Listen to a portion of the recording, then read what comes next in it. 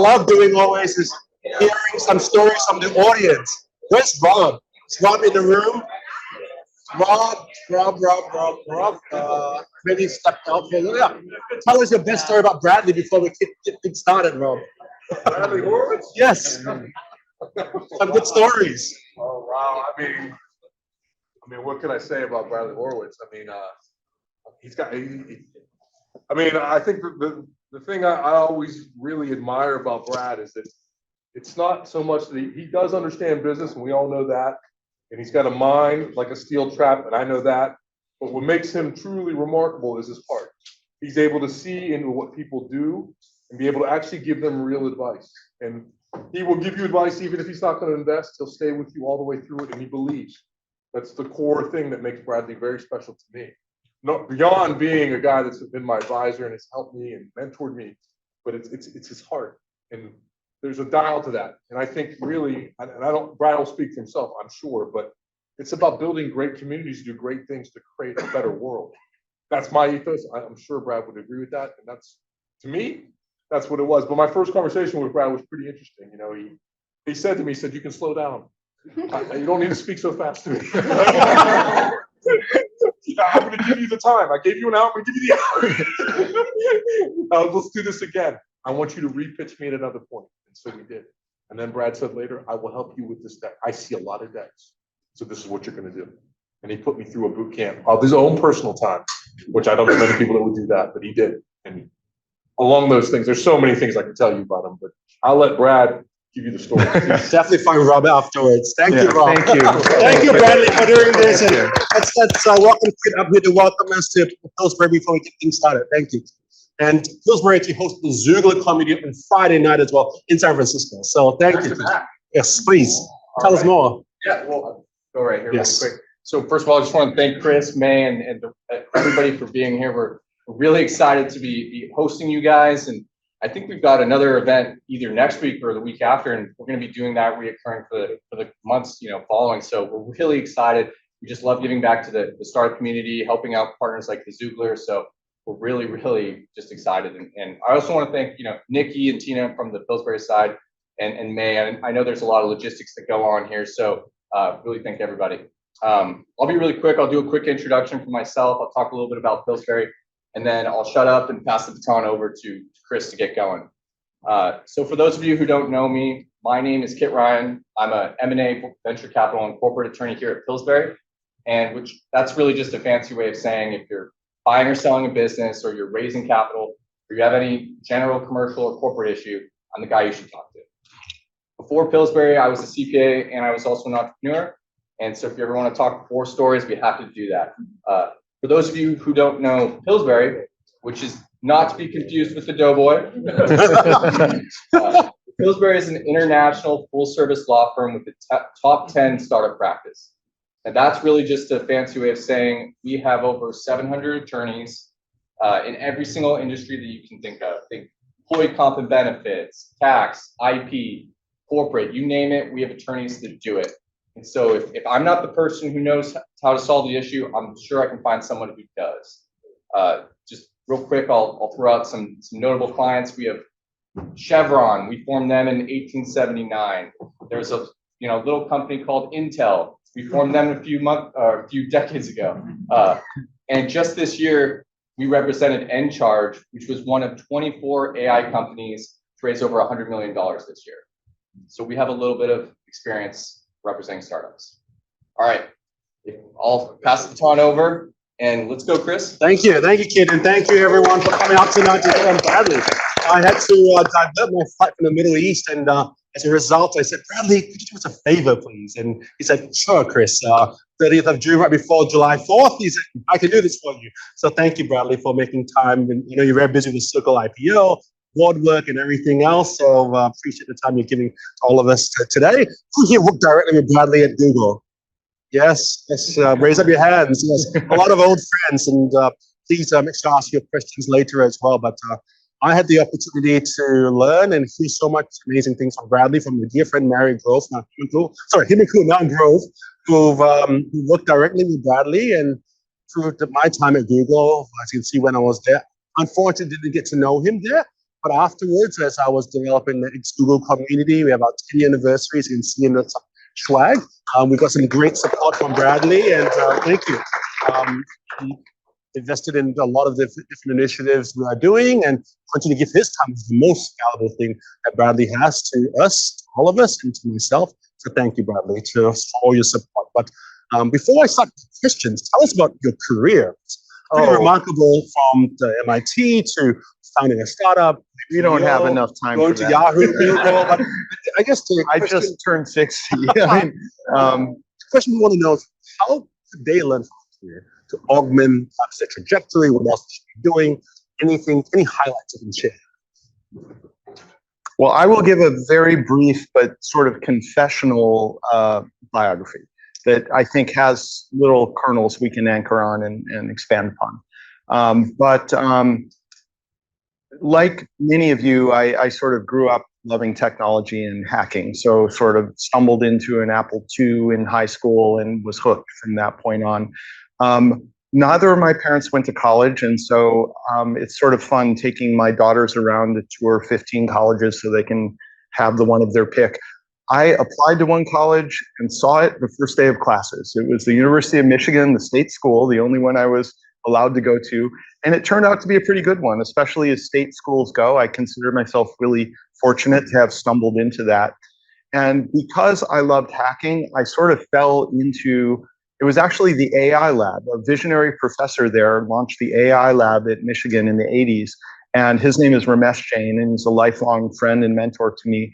And he needed a grunt to sort of write drivers for the cameras and stuff like that. And that was what I love doing. So I got to hang out in the lab and was sort of like, you know, cheap labor for the grad students and the professors and everything. And no task was too menial or too trivial to delegate to Bradley. So I got to get my hands dirty and build robots and do all kinds of fun things before I really had the cred to sort of be in the room with those folks. Based on Ramesh's recommendation, and I should also mention, I said this was going to be honest and confessional. I was a terrible student.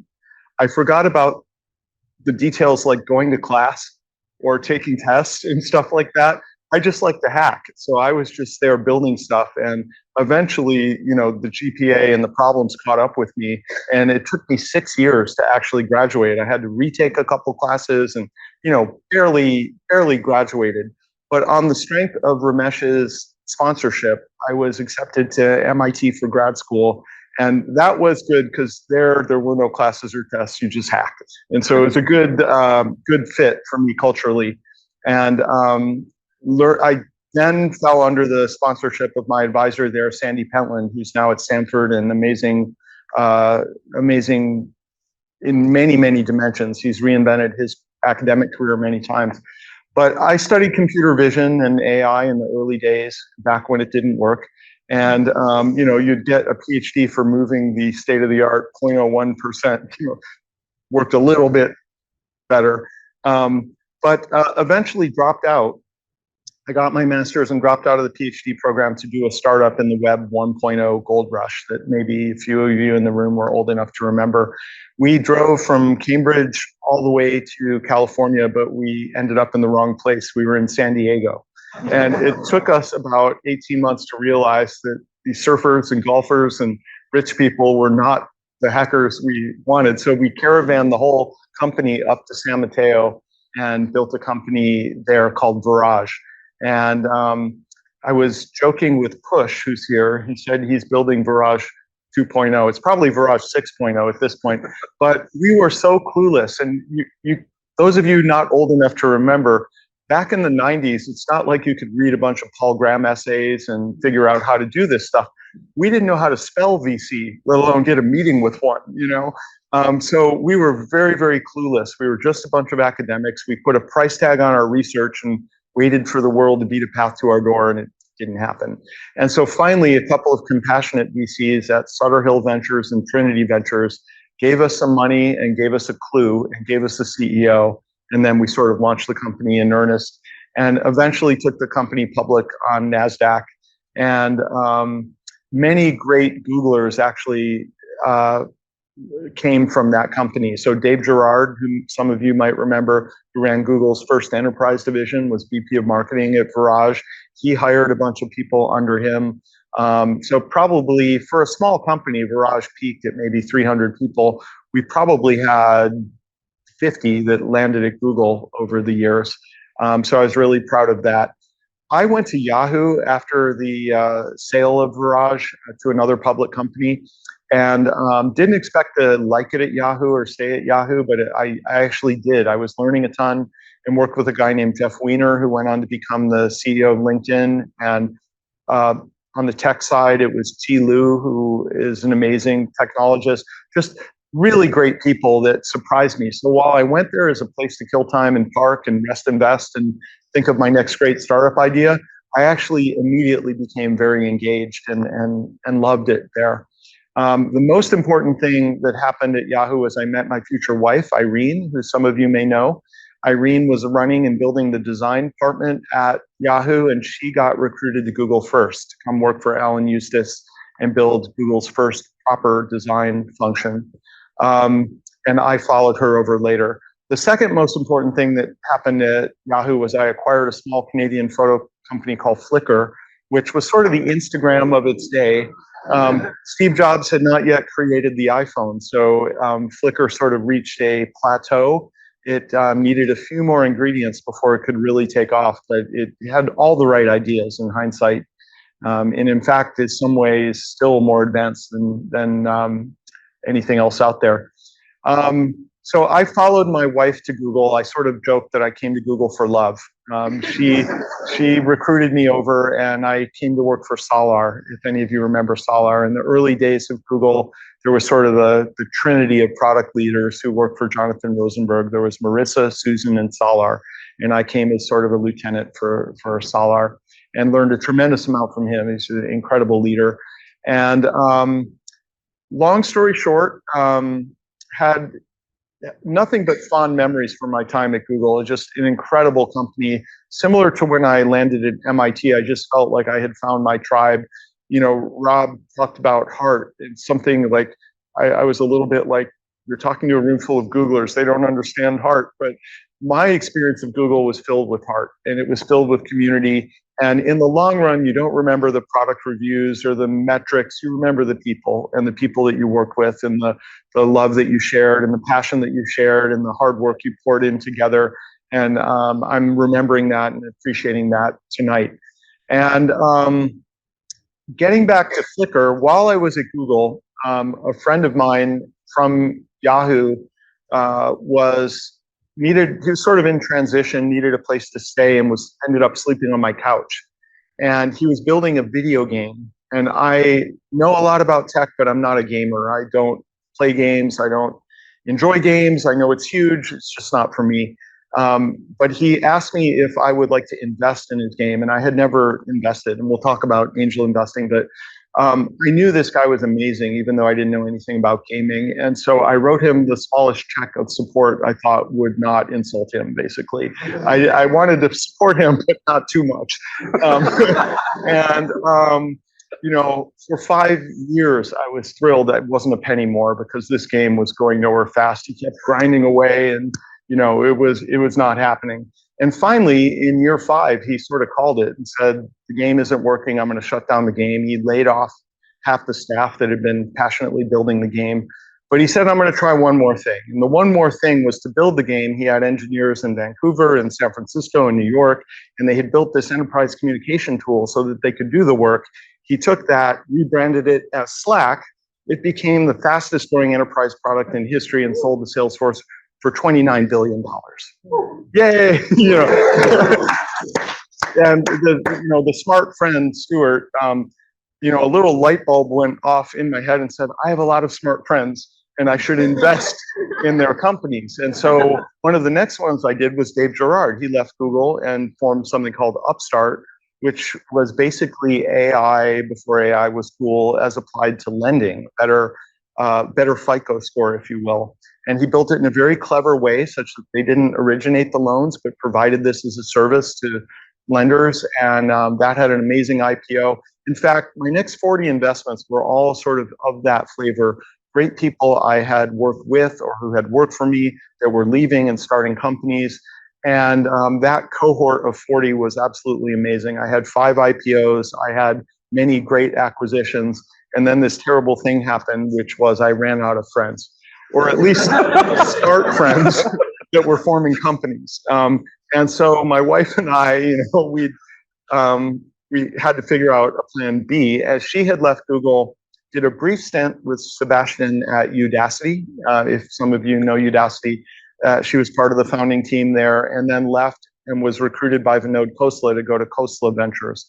So by that time, she had become a venture capitalist herself, and she's still there at Khosla to this day.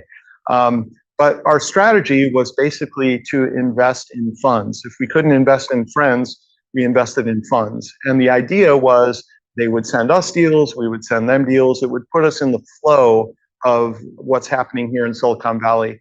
And it turned out a lot of my friends from previous lives had gone on to venture careers. So Peter Fenton, who was an intern at my startup, went on to be the top guy at Benchmark. And so we became LPs in Benchmark. And Andrew Braccia, who helped me close the Flickr deal at Yahoo, went on to be at Excel. And so our friend Deep, who's an ex-Xoogler, went on to General Catalyst. And so we had friends at all these firms. So we started investing in these firms. And then other friends who weren't founding companies were starting funds. So Ben Ling, another Xoogler who many of you would know, went on to do Bling Capital. And Wesley Chan, who worked for me on Google Voice, went on to do FPV Capital. And so all in all, we solved our deal flow problem by investing in funds.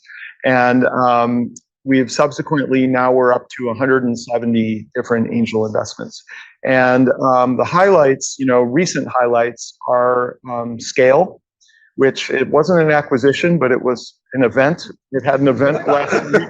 I don't know what it was, but the wire arrived in my account. So, that was a great one because I was also an advisor to Alexander and, put a lot of effort behind that one. 2 others, one has a personal connection, the other a Google connection, a company called Ramp. The story there is sort of fun and indicative of, my wife and I were talking about our angel investing one day, and she said, "Why weren't you in Ramp? Why didn't you invest in Ramp?" And I was like, "I don't see all the deals, honey." And she was like, "Well, we should be in that deal." She had done some studying and really liked what they were building. And so I called LinkedIn attached to the founders of Ramp. And for a couple days, they didn't reply. And eventually one of them replied, and I found myself in a Zoom or Meet. I don't know what it was, but I found myself face to face with this kid, and I said, "I'd like to invest in your startup." And he laughed and said, "You and everybody else. I just pushed Goldman Sachs back down from 400 to 200 million." He said, "But I got to let you in." And I said, "Why?" He said, "You gave me my start in tech." And I said, "I did?" And he said, "Yeah, I was an intern at Virage." And at that moment, my heart actually sank, because there was another company called Virage, and I was certain he was confused because he looked about 15, and doing the math, like I actually apologized. I said, "I think you've got me confused." He goes, "I don't have you confused. You were CTO. I worked for Andy Merlino in the Kendall Square office. I was 16 and he made a bet on me. I was straight off the boat from Egypt. Because of that, he said, 'How much allocation do you want?' And so we got into Ramp based on the merits of that. And they were valued last week at $16 billion. So they're a decacorn now. And yeah, good for them. And the other one, which also had an amazing round last week, which is sort of neck and neck, are 2 ex-Xooglers, Kazar and Peter. Peter worked for me at Area 120 for a while, and also got in early on that deal. Applied Intuition is the name of the company, and they were valued at 15 billion, I believe, in last week's round. So those are a couple standouts, but as I said, we've done 170 companies across all sectors. We've done life science, we've done consumer, enterprise, future work, all kinds of fun stuff we can talk about. And so things were going great. I was angel investing and enjoying myself in my post-Google life. I left Google a few years ago after being an advisor for sort of my final years. And an old friend who I had, actually, I'll tell you this story too, it's related. A friend of mine 17 years ago cold pinged me, it wasn't a friend at that time, he was a stranger, and said, I'm thinking of doing a conference on the impact of technology on humanity. Would you help me? And I said, I'll have a coffee with you and, you know, we'll see. And over that coffee, I found a new friend, and his name was Soren. And I helped him put on the first Wisdom 2.0 conference 17 years ago at Google. We actually hosted the unconference portion of that. And I helped him get speakers like Chris Sacca and Ev Williams. And it started out very modest. It was slightly bigger than this room, but very, very modest. And he's continued to put that on over the subsequent 18 years. And it's now a very big thing. He's done it in New York, and he's done it in Singapore, and he's done it in San Francisco, and it, you know, fills auditoriums now. And he was really talking about some of the issues that are now on everyone's mind about whether things like this are good or bad for you or good or bad for us, well before anyone else was talking about it. So I have this long-standing relationship with this friend, Soren. And Soren, 3 years ago, asked me if I might want to do a fund with him to not just get together and convene and talk about the problems this creates once a year, but to actually see if we could find companies that were solving these problems and actually making a difference in the world. And so we founded Wisdom Ventures. It's sort of the story of the best time to plant a tree is 100 years ago. The second best time is today. So we got together, we raised a small seed practice fund. We all did it pro bono. We all put money into the fund. And we just wanted to see, was there appetite for what we had to offer? Could we deliver against this thesis? And we founded Wisdom Ventures with actually 4 other partners. So there were 6 of us. Never has so much brain power assembled to distribute so little capital. But, you know, we all did it pro bono. It was a side hustle for all of us. And my other partners are very non-traditional. One is a young man who writes under the handle Young Pueblo. Maybe some of you have heard of him. He is a best-selling author, has 4 million Instagram followers. Another is a Buddhist teacher named Jack Kornfield, who founded something called Spirit Rock in Marin back in the 70s. Very non-traditional venture firm. And the answer to the question, was there appetite, was yes. We invested in 38 amazing companies, including OpenAI and Anthropic. We're one of the few investors that are in both of those epic companies, but also Function Health and Substack and Evity and Seven Starling and Rec and many others I can tell you about, but all that sort of live in that quadrant of good for the world and good for the pocketbook, both. And I will preempt the question. I'm not sure OpenAI and Anthropic are good for the world. They are better for the world for having us on the cap table and influencing them than they would otherwise be. So we think they're important partners, and jury's still out on actually the net result of that, and Gemini and many other players in the ecosphere. But this is what I'm doing now. Most of my attention is no longer on angel investing. It is on Wisdom Ventures, and putting all my efforts in that. On the success of Fund 1, which is now fully deployed, we are raising a larger but still small by venture standards Fund 2. And 3 of my partners have stepped back, and myself and 2 others have stepped forward to lead that effort. And it's not pro bono, but it's, you know, subsistence nonprofit wages. Nobody's getting rich off a 75 million fund with 3 GPs, but we think we can do a lot of good in the world and have a lot of fun doing it. So that sort of brings you current. I guess a couple other things you mentioned. I've done a little bit of board work. I was on the board of Singtel, which is a regional telco operator in Singapore, owns telcos in Australia and part of Airtel in India, and a lot in the region. It was an amazing experience, and I learned a ton. And then I've been on private company boards, and just when I had wound down my board service, my old friend Jeremy asked me if I would like to join the board of Circle. And I am a crypto, I would say, hater. My wife and I were on a boat in Hong Kong 15 years ago or whatever it was, And these two bros would not shut up about Bitcoin. And I said, if I never hear Bitcoin again in my life, it'll be too soon.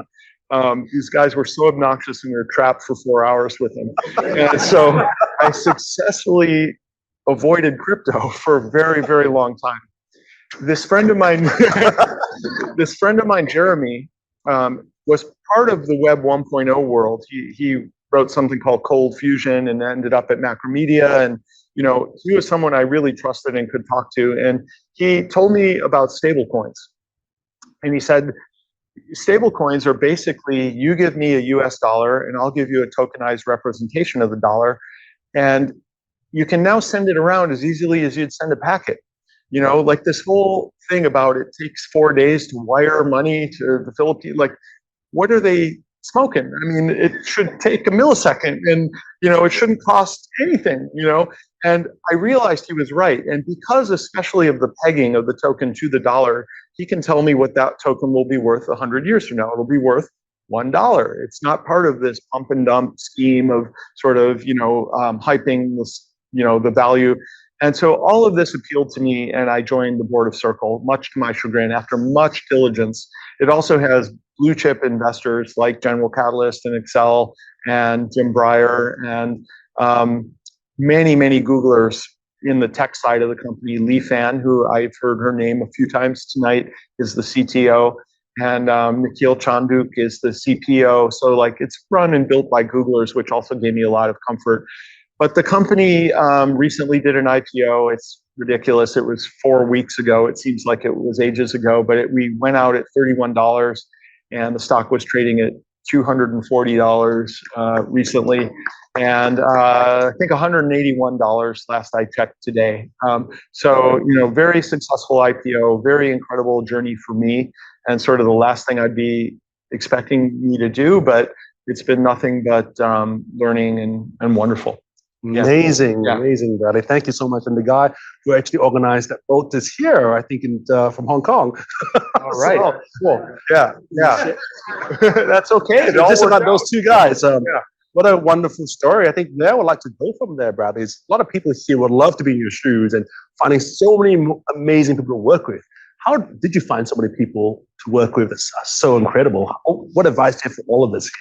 Well, one thing I discovered at Google, like by the time I was interviewing somebody at Google, they had walked the gauntlet, they had done the math puzzles, met all the smart people and stuff like that. So it really was down to heart.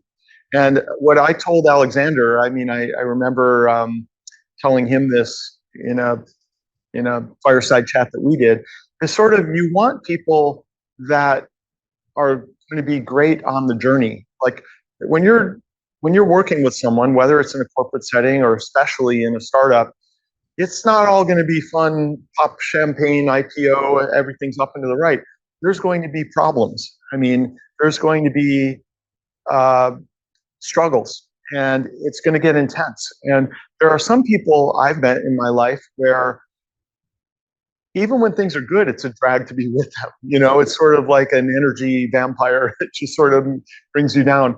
And then there are other people who are just like, okay, flat tire. This is a story we're going to tell our grandkids. The time we put a banana in the hole and took a flame and, like whatever, like they just make trouble fun, And so I seek out those people that make trouble fun, and partly based on my own background. I told you I did not come from a family of academics. We were very blue collar, and I look for people that have sort of experienced, I think restaurant work is great. There's knives, there's fire, there's pressure, there's customers, there's food, it's intense, and it's sort of like shipping a product where you have all of these constraints and challenges, and yet people got to eat, And so I find, especially for PMs, people that have worked in the back of a restaurant are often great. So these are sort of non-traditional things that I think people would look for. And I'm not discounting technical excellence and all that. I'm just sort of saying,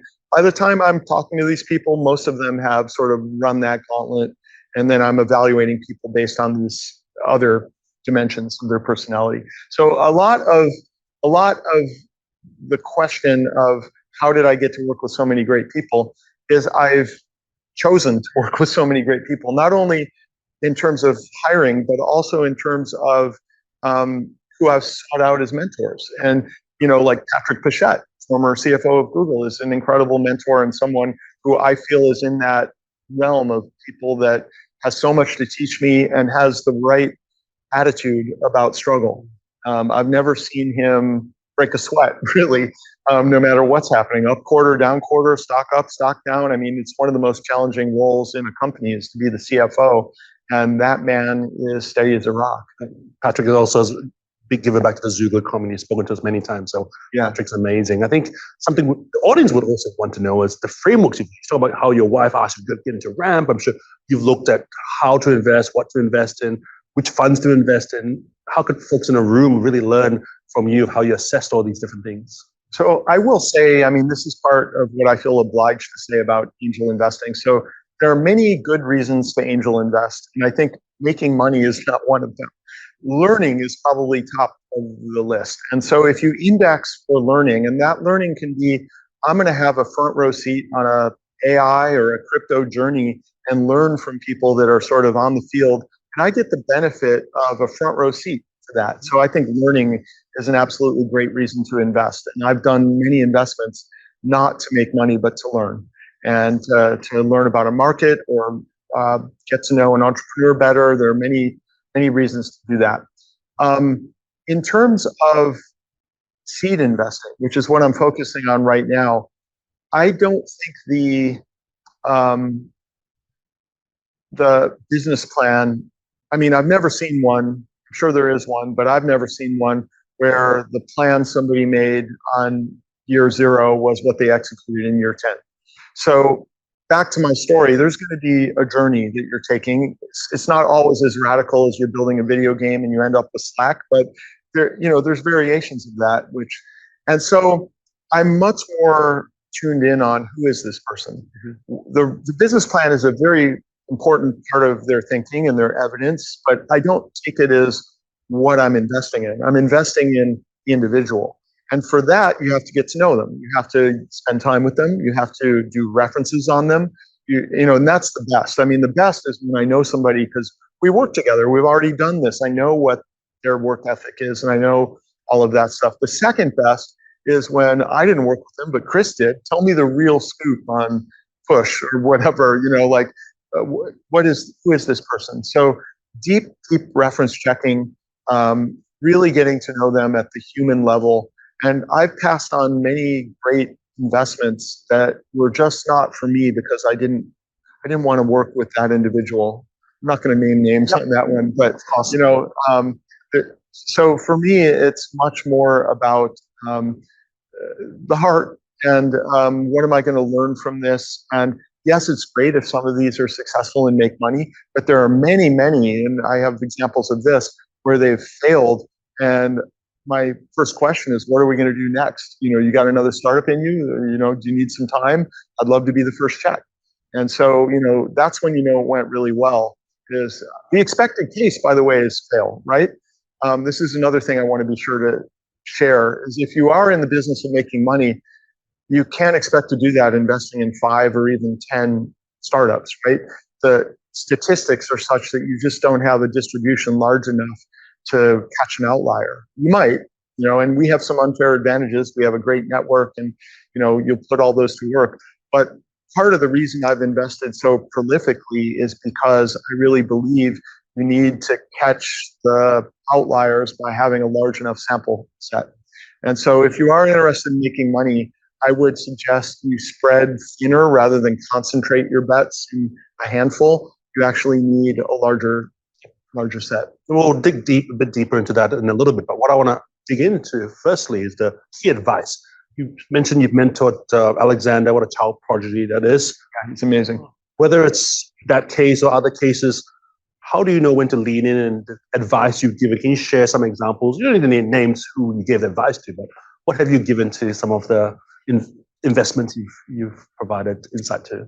Well, one of the things I don't have is a playbook. I don't have a religion or a playbook I turn to. I actually try to do very active listening. And one of the cool things about investing in such a diversity of companies is the advice I would give to Mammoth Biosciences, which is Jennifer Doudna, Nobel Prize winner, CRISPR person, is different than the advice I would give to Rec, which is a pickleball company that I invested in. You know, there's no single playbook depending on the market you're in or the stage you're at or the moment in time, right? Like one company I invested in, I was telling Anjali about this, were two women from Insight, which is a legendary venture firm, who broke off to do a DEI company. And DEI apparently has fallen out of favor. And so they needed to reinvent the company. And now it's workplace analytics. It's the same company and their mission is incredible. But they responded to the needs of the moment and are delivering that value in a way that is palatable to the buyer. And so, you know, you've got to be, and this is what I think makes the job fun, is if it were just like referring people to some blog post I did in 2017, that wouldn't be fun. What's fun is actually being present, listening, and, you know, being very honest, especially when I can't help. I'm sure many of you have experienced this with me. It's sort of like, I'm no good at that, but I know someone who is, and I'd be happy to introduce you. Or I only know this much about that. I'll share it, but please take it with a grain of salt, because I think you may be well in advance of my knowledge on that topic or whatever. But what's great is you get to be present. It's like some people like crossword puzzles, including me, but this is more fun than crossword puzzles. Every meeting is an opportunity to add value or learn or hand off, you know. And if you take the work in that vein, I mean, that's why I'm still doing this and why I love it. Incredible. Yeah. Let's dig deeper into the angel investing. But a lot of you in the crowd said you are an angel investor, you want to be one. There's clearly no playbook, but the first one is make sure you spread your bets around, and it is a bet, and you did mention it's expected zero. Yeah. How should they define a portfolio? Should they look across the board biosciences? Were they interested in the circle for a deal and you John and Boyd didn't invest in it, but how should they plan their angel investment career? Well, I would start with stick to what you know. And that, first of all, again, if you have smart friends that, you know, you would invest in, then do that. Now, get the relationship straight. Look, I basically tell everyone I invest in who's a friend, like, I recognize this is probably going to zero, and when it does, I don't want that to be an issue for us. You know, you don't owe me anything. There's no bad blood, and so you don't want to ruin a friendship or spoil a friendship on account of a financial arrangement. So you need to clarify that at the very beginning. And I think that's true. I've never lost a friend on an investment. Even if they say no to your investment? Or the other way. I mean, oftentimes, like there are times when I have friends. Actually, I invested in his previous startup. He went out and founded another one without calling his old friend Bradley and giving me a chance to get in. And but we're still friends. And he was moving very fast. And be friends after the next one. So I mean, part of it is, look, with 170 investments, I could not name all my 170 investments. We're all busy. We're all moving fast. This was a sin of omission. He didn't box me out of a deal or anything like that. He just forgot to call. And I get it, you know. But stick to what you know. First of all, the people. Like, so if you do have friends who are founding companies, but secondly, the domain. If you're an expert and spent 4 years at DeepMind, you're in the top 0.001% and probably better than any VC in the Valley in terms of evaluating talent and evaluating models. And so do that, you know, do what you know. You can do other investments to learn about things on the periphery, but if you're really trying to be a successful angel investor, I would recommend sticking to things where you have an unfair advantage, either through your network, people you know, or the domain, because you've studied it so deeply and can really evaluate the talent. Where are we in the angel investment cycle? Can you talk more about exits, funds that maybe or may not be getting you and invested in a lot of funds? Yeah. Should people be getting in now? Should they spread across multiple years? What advice do you have? I have absolutely no idea where things go. I will say this, that in the last 4 to 5 years, we have had a dearth of exits. The IPO market has completely chilled. the M&A market, due to Lena Khan and antitrust, has also chilled. As you guys know, many of you came to Google through acquisition or otherwise acquired companies while you were at Google. Google used to do 50 of these a year. They weren't all headlines, but they were moving the market. And Apple did 50 and Facebook did 50. All of that stopped. And so now what we have are companies where the private market valuation is sort of marching up. Like I told you, I celebrated the markups in that's not liquidity. Now, what is starting to happen is there are robust secondary markets. So if I wanted to sell some OpenAI shares or even Ramp or Applied Intuition shares tomorrow, I could at a big haircut from what I think they're really worth. So I would only do that if I were cash strapped or needed the money for something else. But I'm believers in those companies, so I'm a long-term hold in those. But there are ways to get your money out. 2 companies I was on the board of sold to private equity last year, which is another newer sort of exit for startups that have achieved profitability, but not scale to the degree they could do an IPO. And it's, it can be pretty brutal. A lot of these private equity companies immediately dismiss the team and sort of wring profits out of the thing. So it's not necessarily the happy ending we always want for these. But, as far as where the market goes, nobody knows if this sort of slowdown in liquidity events is the new normal. And we need to figure out how to live in this environment, or if it's a temporary blip and the good times are going to be back soon. Yep. Well, let's go to the topic everyone probably wants to hear from you, AI. I'm assuming you're still a big shareholder in Google, and it's clearly you're a shareholder in OpenAI as well as Anthropic. What's your take on AI and where we're going to go from here? So this answer will sound like I've been reading the news in the last few days, where I would have given the same answer 6 months ago. And I think it's down to talent. And, Google has incredible advantage. We've been thinking about AI for 20 years. We have data, we have distribution, we have incredible moats, we have infrastructure, really, really formidable. But I think all of those don't mean much if we don't have the talent. And so the degree to which you're all ex-Googlers in this room, the degree to which Google is leaking talent is problematic. And now Mark Zuckerberg is competing vigorously to win or win back talent and getting out the checkbook. And so a talent war is brewing. And I think at the end of the day, talent will matter more than any other moat you can create.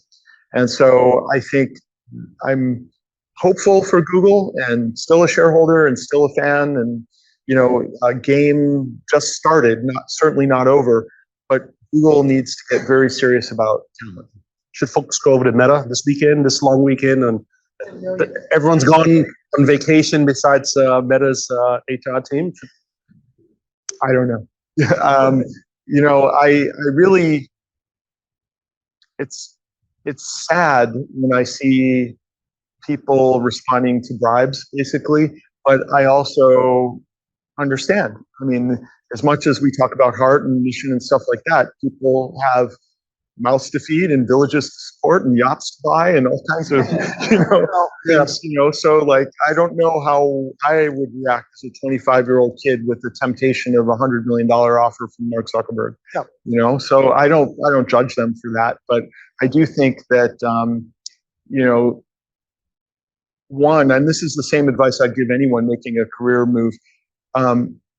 The comp package is a part of what you need to think about, but you also need to think about your life and what you're learning and what you're doing and how you'll feel about it 10 years from now. And there's many other factors that one needs to consider in making a job hop.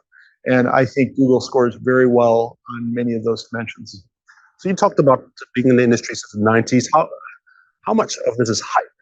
How would you compare this to all the different cycles that we've been through? It is my favorite. I mean, I went through the internet 1.0 cycle, which I don't think many people in the room, maybe Rob, are. But like the first time I saw a URL in the wild, can you imagine? Like, it was a big deal to see it on a bumper sticker. It was like, oh my God. It was like you went to see this little bar band called Nirvana or something, and then they were like, we're huge, It was really exciting. So nothing will ever live up to that experience of sort of when my private passion that I thought was just for us geeks became mainstream and took over the world. That was the Web 1.0 sort of thing. But then there are others, mobile and cloud and crypto and other waves have come and gone and things like that. This one is really, really exciting to me because, as I said, I was sort of banging my head against AI when it didn't work. And so to see the accelerating momentum right now is a pretty thrilling time to be alive. And I actually have dear friends that I wish were alive right now to see this, that have departed. And I really don't take for granted that I live in, I tell my daughters who are not deep into tech that this is like Florence in the Renaissance. It's sort of like we are in the moment, in the place, with the people that are changing everything for the rest of time. Like, it's a pretty exciting moment to be here. And if your daughter was in tech, interested in tech, which company should she run to? I'd tell her to start her own company and write the first check. Oh. Yeah, And I know her. you've written many texts, I'm sure, over time. Yeah, but yeah, I mean, it is really exciting, and I think there's plenty of hype. What really is annoying as an investor and as a practitioner is it's not lost on the rest of the world that AI is where it's at.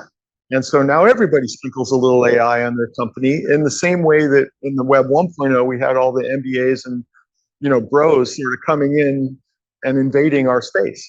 And in the same way, right now, everybody is refashioning themselves as an AI company. And, that's annoying. And that's the froth. And at the end of the day, the real value will be left standing, but you sort of have to get the signal from the noise. So talking about standing, we have a few AI startup founders standing here in the crowd today that may be doing vertical AI. Is OpenAI or someone else just going to release something and they will disappear, or what? I don't believe that at all. I'll give you a couple examples. This is a company I invested in called Permit Flow, which probably no one has heard of. But it turns out in commercial construction, time is money. And if you have a bunch of people standing around with hard hats waiting to proceed on a job, it kills your bottom line. And so a lot of the waiting has to do with getting permits from the city, from the county, from whatever municipality you're in. And this is commercial construction, not your homes, although some of your homes might be at the scale of commercial. But the idea is permit flow is basically Grammarly for building permits. And so before you submit it, it goes, even though it's not written down anywhere, nobody has ever built a chimney more than 10 feet high in Palo Alto. You're going to want to reduce the size of your chimney, and you're going to want to dot the I and cross the T over here. And so by the time they submit their permit applications, they have been scrubbed and made better. The guys on the team on the other side of that love it because now it's almost rubber stamped. They sort of see the clean application, and it goes through much faster. And again, time is money, and it all drops to the bottom line. They're also building up a proprietary data moat. So unfortunately, the regulations in Palo Alto are different than Austin, Texas, are different than New York City. And so this is a very hard to come by proprietary data set. But this is a company, actually, both Kleiner Perkins and Felicis are in the round. I'm not going to get into the mechanics of the round, but it's ridiculous and incredibly competitive. And I got in through a friend. But that's a company, OpenAI is not going to go after that. I don't think Google's going to go after that. That is one example, but I think there are innumerable examples of, I'll give you one more, which is a company we invested in at Wisdom Ventures called Function Health. Are any of you heard of Function Health or customers? So basically, they do a blood draw, and it's not Theranos. They have not reinvented lab testing. In fact, you have to go to the same terrible Quest or LabCorp in Mountain View that you would if your doctor sent you there. So they use the same terrible retail outlets as everyone else.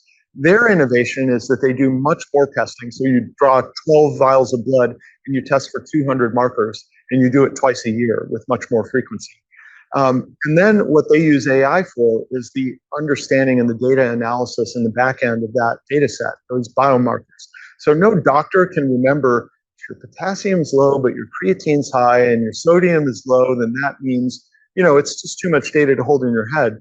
But AI can actually look at that data and give you meaningful insights. Not to the point where it's prescribing medicine, but it's sending you back to your primary care physician with a dossier where we need to investigate this or maybe do a follow-on test. And they do it twice a year. That company is, again, developing a proprietary data set. Every customer who comes in and volunteers their biomarkers are making that company stronger and the model more robust. They recently closed a round with Redpoint Ventures, $200 million at a $2.5 billion valuation.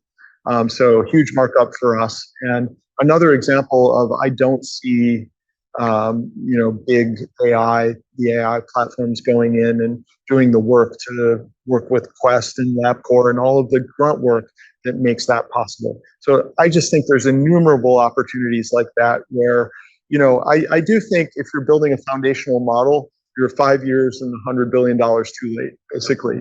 There's not a lot of, I think, like the phones, iOS and Android, that will consolidate into a handful of players, most of whom are already on the field. But that doesn't mean there's no opportunity. In fact, there's huge opportunity empowered by them. Let's talk about the founders you interact with, the folks who perhaps are looking to invest, who perhaps are going to join as co-founders. You work closely with Larry and Sergey, Alexander from also Cass from Applied. Anything that there's some commonality between all these amazing folks that you've interacted with that they should learn from and think about? Well, I would say for Larry and Sergey, what I loved most and learned most about them was their ambition. Like if I had to sort of say the takeaway from that is at Yahoo, you'd go into an exec review and you'd sort of say, we're up 20%, and they would all applaud and say, that's nice. And, if you went into Sergey and said, we're up 20%, he wouldn't even look up from his computer. He was, I don't know what he was doing, but he was not interested in a 20% quarter over quarter gain. I joke that the way you would get Larry and Sergey's attention was you'd come into a meeting and you'd say, I have an idea. We're going to buy every human in the world a camera. Now, I've done the math. There's only 8 billion people. We get the cost down to $20. Suddenly, they looked up like you were crazy. And then you had to have a follow-on and say, we're going to start with a small set of dog fooders, But you had to have some crazy-ass ambition. And I remember one exec offsite where Larry basically said, I'm pairing you off in the groups, and I want you to bring me $10 billion ideas. And I don't remember if it was $1 billion or 10 billion, but he basically was sort of saying, if it doesn't cost 10 billion, you're squandering the main asset that Google is bringing to the equation, which is this amazing head start we spent years giving you, the capital that's burning a hole in our balance sheet right here. Use it, give me big ideas, give me moonshots, this was before X, but they were longing for bigger thinking on this. And so I will say most founders have that quality of thinking very big. And the best ones, like Larry and Sergey hired us to sort of work through the details and, the exercise for the reader of how you get from, their big thinking to the reality of, implementation. But the best founders will have a plan. And that's what I really love about meeting some 25-year-old founder who basically says, I'm here to solve the energy crisis. And, the energy crisis is really bad. And just when I start thinking oh my God, this kid thinks he's Elon Musk, he goes it all starts with this $5 device. And they sort of ground it, back into the plan. And to Elon's credit, he had a playbook around the Roadster and the Model S. And, I love that when they have big thinking, but they also have a roadmap and a plan for what we're going to do tomorrow and this quarter to actually make progress against that. So the best CEOs I see hold both of those truths in their head. A couple more questions before I open up to the audience. May have a mic, so start thinking of your questions. Just following on from that, some folks in the room are looking for a co-founder. Any advice for finding the best co-founder or going through that process? That is hard. I mean, it's like saying, I'm looking for a spouse. What should I do? First of all, be a decent human, work on yourself and you'll attract the right person, maybe is the best. And there are, there are services that do that. And I don't know. My co-founders in my startup so many years ago were known quantities to me. They were other grad students that I had worked with. And, I would again give the same advice. Start by looking close to home. And if you can't find one close to home, ask yourself, am I the problem? Yeah, it's like at poker. If you don't know who the sucker is, it's you. Yeah. And then the final question before I open up the audience, and raise your hand and May will come to you with the mic. We talked about if you're starting your career, where you should run to. What about folks in mid-level of the careers? And AI is clearly disrupting a lot of things happening in the workforce. What should they do to really either protect themselves, advance their career in such a challenging environment? I don't know, and it's like a really serious question. It's not. I mean, every company, I heard Benioff quoted about this, is sort of like doing more with less due to AI, and I think some entire functions are going to be at risk due to AI, and yet I don't think that universal basic income is the answer, or that we're all just going to sit on the beach and let the robots harvest the crops. And, I think there's still productive work to do. It will change. And so the best advice I can give is stay learning. Don't expect to be doing next year what you were doing last year. It's one of the things I loved about Google. I was talking to somebody who I'd met for the first time, and I said, what did you do at Google? And 10 minutes later, he was telling me his 6th job that he did. It ended with Watch.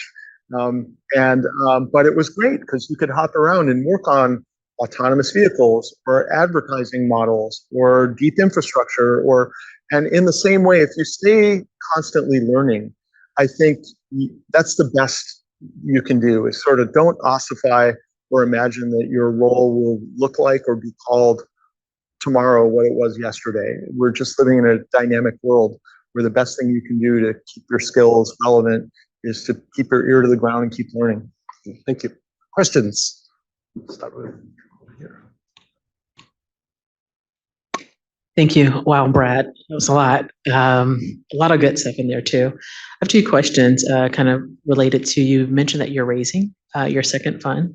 Are you open to checks from folks in the room as LPs or? Yes, absolutely. So I'm happy to talk to any of you about that. Thank you for asking. You're welcome. There are certain rules that the government's made up, not us, about accredited investor and qualified purchaser and all of that. So you have to meet certain bars, and the intention of that is to protect people from bad folks. And I will also say, I wouldn't want to take any money from anyone that it wasn't like thoughtfully asking. And it's not our intention to lose it all, but one's portfolio should be a very small minority in an asset class like venture. Talk to your financial advisor for more details on what that means for you. But I'm in my own portfolio. I said I've invested in a lot of venture funds.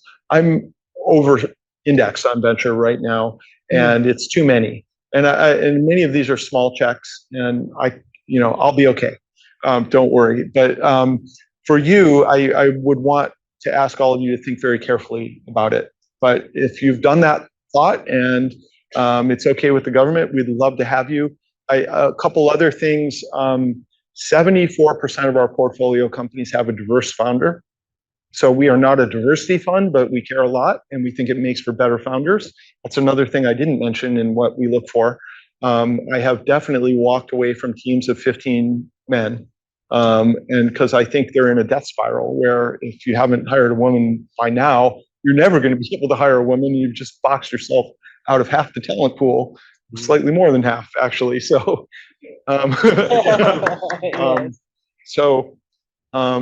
that's another quality of our fund, is that we care a lot about that. So let's pause there for a second. Who else is a VC in the room? So that it's a diversified for Martin's fund. I know a few more people are around. Another guy who has a fund. So clearly invest in Bradley's fund if you can, but diversification is what the name of the game, I think, today. Another question, I think. The second one was just about, so like Cooley is viral right now, and a lot of people are looking at where we're going to be at 5-10 years from now. Do you think there will be someone that overtakes Google, someone that overtakes Amazon or whoever else, and we'll have new companies like Google bought storage from a company that no longer exists? Who are the new companies 10 years out? or will someone do that? I mean, I have absolutely no idea. I will say what history tells us. You know, the Googleplex is in Silicon Graphics old offices, right? And Facebook is in Sun Microsystems old offices. So there's some lessons there. IBM's still around, you know, but I do think companies have life cycles, and that might be okay. So, you know, I hope Google's forever, and I know Larry and Sergey were trying to be different and sort of avoid the gravitational pull of innovator's dilemma and, you know, the traditional company life cycle. But who knows? I've rarely seen as much disruption and change as this moment that we're in. So I certainly wouldn't make any bets. But I will also say on the other side of this, and I'm not sure about this because I haven't done it, but I think if you go to altavista.com, I know if you go to yahoo.com, like they're still there, and they actually probably generate millions of dollars for whomever owns that domain, you know? So like it takes a long time for muscle memory to fade and habits to go away and buildings to collapse and stuff like that. But, you know, the Roman Empire, like, you know, empires collapse. It's essentially a two-part question. The first one is, I think it's a very unique time where there are lots of billion-dollar ideas around, and a lot of people have those ideas. Is this new, or did you see this pattern in Web 1? That's my first question. And the second question related to this is, having too many ideas, is that a good enough reason to start angel investing? Well, the first question, I actually think it's a red flag if there's not a healthy group of people running at the problem, right? Like if you don't have competitors, either you're a super genius and privy to some level of information the rest of the world doesn't have. But I often see it as validating that there's 7 people running at this, you know, 7 great teams, one funded by Sequoia, one by Andreessen, one by Khosla, and they're all running at this problem. And then you've got to sort of ask yourself, is it a winner take all market, in which case it's a riskier bet, or are there ways to sort of divide and conquer such that there might be several winners there and you just have to make a reasonable bet. I have seen this before. Like, you know, it's not like Amazon or Jeff Bezos was the only guy who thought he could sell books on the web. You know, he's the winner, and that was a pretty much winner take all, you know, market for him. But I don't necessarily see it as a bad thing. There are also venture funds, like I mentioned that we're investors in both OpenAI and Anthropic. There are venture funds who would see that as a conflict. And so oftentimes venture funds they'll make one bet and they won't invest in the other 6. And there are other venture funds who will, and basically say, I'm betting on the category, and there's plenty of pie for everyone to enjoy. I think you need to make sure that you're not sharing proprietary information across those boundaries. That gets into an ethical dilemma of having a conflict in your portfolio. But for OpenAI and Anthropic, we represent 0.00001% of the cap table, and the news about them we read in the Wall Street Journal, not through proprietary data feeds they give us. And so we're in no danger of sort of leaking between those two companies. So we've managed to square that in our own heads. The other question was, like, is having too many ideas a good reason to angel invest? Yeah, I think in a way that curious, you know, like, I'm never going to be a geneticist, but I can get a front row seat by investing in, you know, a company that is working at the forefront of genetics and AI. Like, I think that could be a very good reason to learn if you can afford it and if you have the right expectations around outcomes. So questions from online. Rohit here is asking, I mean, you go to the event app to ask your questions as well. What have you learned as a parent about how tech hits affected the journeys your kids are taking? Does AI affect your advice on their dreams? Yes. So one of my daughters is a dancer, and she did ballet and does ballet and tap and hip hop and jazz and ballroom, all of it. And we were always not tiger parents, but we were always like, dancing is nice, dear, but you should also do your homework. And she's at Berkeley studying biology right now. She's a rising junior. And much more than we used to be, we have relaxed. It's sort of like, you know what? Dance. It's the only thing we have left as humans to enjoy it. Like, we're much less uptight. So it's less about her and more about us. We have sort of, I mean, again, I'm being very transparent and confessional. I have no idea if, 5 years from now, we might be sitting in a room like this and go, remember jobs? Jobs were great. I used to love jobs, like, who knows, So like, it's very hard to look your, offspring in the eye and tell them what to do right now. I think the advice I give them is the same. I give, stay curious, do something you're loving and learning. And, that's the best advice we can offer right now. So there's a question from Xoogler India. They're enjoying this conversation. They joined at 7 a.m. their time. His thoughts on India as a market and a bit of innovation. First of all, I think Caesar used to take us on these, and what did we call it? MBU immersions. So we would go, and I had the fortune of going on one to Delhi, and I used to live in India, actually. It's a longer story, but I spent a year in India, and I love India as a market. I mean, obviously, most populous country in the world, and huge tech talent, and just huge opportunity in India. But I think the world itself is flattening, and for Wisdom Ventures, we have investments in Singapore, London, Colombia, UK. We're very much a global firm. We do care about venture returns. So the one piece we need, which I think India still has some work to do in, is a ripe market for exits and liquidity events. So either that's by listing in their markets or listing on NASDAQ, or enough acquisitive behavior from big tech that we are buying Indian companies and things like that. So obviously the talent's there, the market's there, the financial markets are still catching up. So that's sort of my read on where India is. But for Wisdom Ventures, I like to say we're building products that matter for humanity, not for markets. So whether it's women's health or longevity or cancer, the pickleball, these are not constrained. I'll tell you what the pickleball company is, because I've joked about it.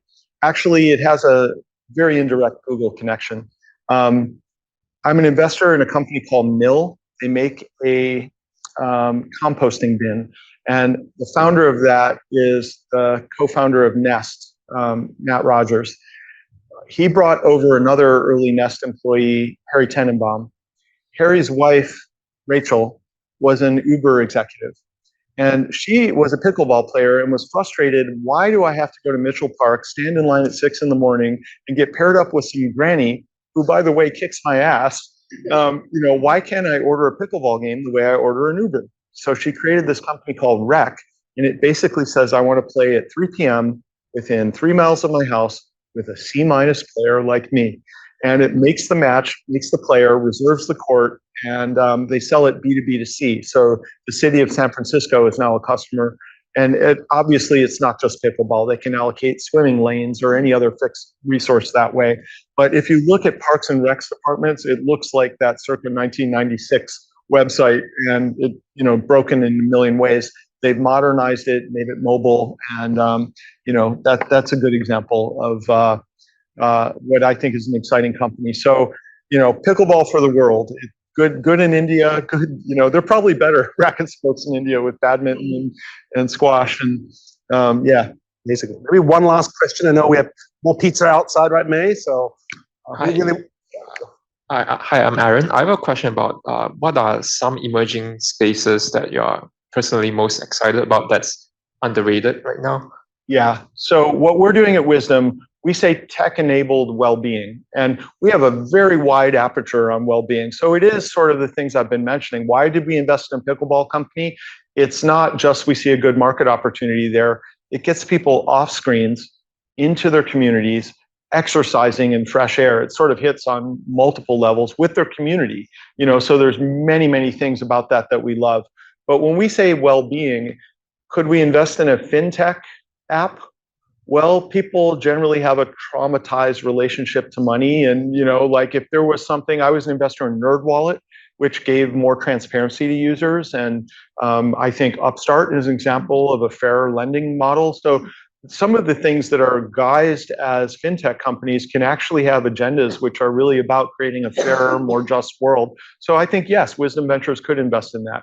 Could we invest in a future of work company where some people spend 8, 10, 12 hours a day at work, and it's not like that's separate from their well-being? It probably is one of the biggest factors in their well-being. If there was an app that gave people a healthier relationship to their work and less interruptive, maybe, I'm not sure what that is, but you know, we're keeping a very open mind about what good for the world means. And so it could be in different categories, not just the straight on longevity or wellness or things like that, but it could be across the whole spectrum of human experience. And that's what I'm most excited about. It's not just using tech to get more clicks or, you know, eliminate jobs, but like what at the end of the day is really going to be meaningful and give people a better life. And I think there's endless answers to that question. So it's not like a tiny market, it's a huge market. What a great way to end. But the final question I have for you, Bradley, is how else can the Xoogler community be helpful to you? So first of all, this was incredibly energizing and exciting to me.